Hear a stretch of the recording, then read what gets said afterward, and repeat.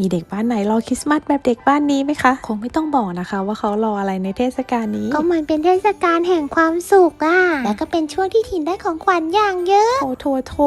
พอเด็กอยากได้ของขวัญโอ้โหคริสต์มาสนี้ใจฟูมากซานต้าพี่วิวส่งความสุขให้ถึงบ้านตะกร้าเบลอเลยซานต้าพี่วิบก็คือน่ารักกับถิ่นตลอดเลยส่งของขวัญมาให้ทุกปีเลยค่ะโอ้โหมีทั้งของกินของเล่นเลยเหรอเนี่ย กระถิ่นนี้เป็นเด็กที่โตมากับพี่วิบเลยนะคะใช่พี่วิบนี่อยู่กับถิ่นทุกช่วงเวลาเลยไม่ว่าจะเป็นวันเล่นวันซนวันฟินวันไปเที่ยวหรือว่าวันไหนๆก็ตามพี่วิบอยู่กับถิ่นตลอดเลยเรียกว่าถิ่นนี้เติบโตมากับพี่วิบจริงๆเลยนะเทศกาลแห่งความสุขทั้งทีถิ่นขอกินพี่วิบแบบช่ำๆเลยนะแค่กระถิ่นบอกว่าขอพี่วิบแบบฉ่ำๆเต็มชามพ่อก็จัดให้แบบนี้เลยค่ะขอบคุณเซนต้าพี่วิวที่ทำให้คริสต์มาสของถิ่นทั้งสนุกแล้วก็อร่อยขนาดนี้